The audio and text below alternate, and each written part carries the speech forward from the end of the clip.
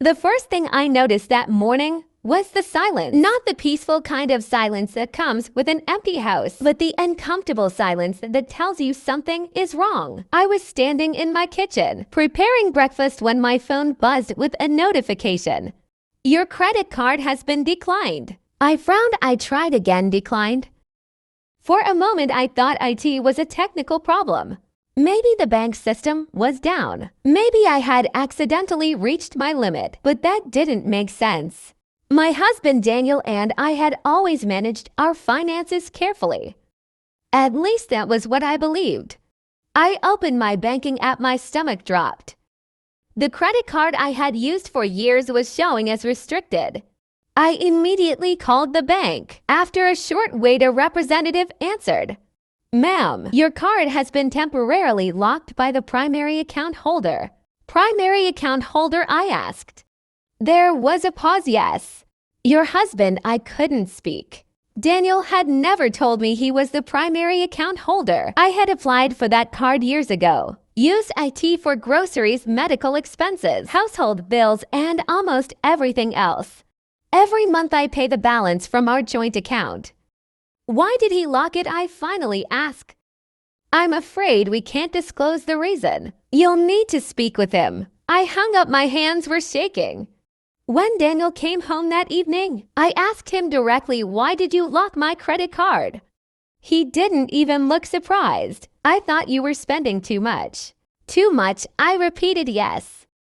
We're trying to save money. I stared at him. Then why didn't you talk to me? That sentence hurt more than the locked card. We had been married for 19 years. 19 years of birthdays, holidays, illnesses, mortgages, school fees, family emergencies, and countless nights sitting beside each other on the couch. And now he was telling me I didn't need to know what was happening with our money. I asked him to unlock the card. No, just one word. No explanation. Nitrogen monoxide apology. That night, I barely slept. The next morning, I made a decision. If Daniel wanted to play financial games, I was going to stop guessing and start asking questions. I put on my coat, grabbed my identification and banking documents, and drove straight to the bank. I expected a simple conversation. Instead, 2 hours later, I walked out carrying information. That completely changed my understanding of my marriage. The bank manager sat across from me with a serious expression. I need to verify something. I said. My husband locked my credit card. I want to know what accounts I'm connected to and what I'm responsible for. She checked my identification. Then she looked at the computer. Her expression changed. Carter, there are several things you should know. My heart started beating faster. She explained that the credit card was not actually mine. In the way I had always believed. I was an authorized user. Daniel was the primary holder. But that wasn't the shocking part. There were also multiple accounts connected to our financial profile. A savings account I didn't know existed, a second checking account, and several recent transfers. Where did the money go? I asked. The manager couldn't give me details about accounts I wasn't legally authorized to access. But she told me something else. The joint account that I believed contained our emergency savings had been almost completely drained. I felt the room spin. How much is left? She told me it was barely enough to cover 1 month's expenses. I sat there frozen. That money was supposed to be our safety net. It was money we had saved together for years. Can you tell me when the transfers happened?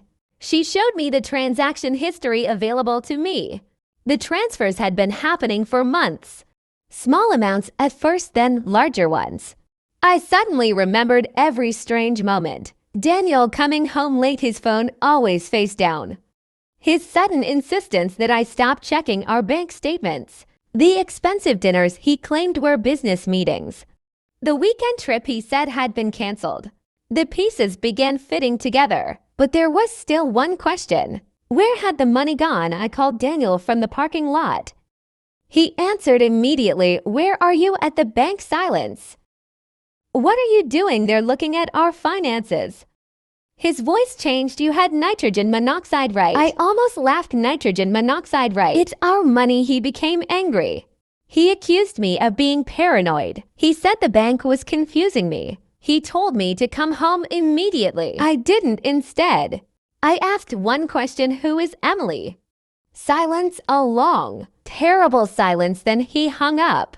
Emily was the name appearing on several transfer descriptions. A woman I had never heard of. I spent the next hour sitting in my car trying to breathe. I didn't confront him immediately. For the first time in 19 years, I realized something important. I didn't need to react, I needed to understand. I contacted an attorney and explained everything. The attorney advised me to protect myself legally and financially before confronting Daniel further. I opened an individual bank account. I changed passwords. I gathered copies of our financial documents. I made sure I understood our mortgage, insurance, retirement accounts, and debts. And then I waited that evening. Daniel came home furious. You embarrassed me at the bank. No, I said calmly. You embarrassed our marriage. He stared at me. You're overreacting. Then explain, Emily. His face went pale. For the first time, I saw fear in his eyes. He sat down. Emily was not a business associate. She was someone he had been seeing for almost a year. The money he had been paying for an apartment, furniture, trips, restaurants, bills, everything, our savings, had been financing his secret life. I felt something inside me break. Not because he had another woman. That betrayal was devastating. But because he had looked me in the eyes every day, taking money we had saved together and using it to build another life. I asked him why. He said he didn't know.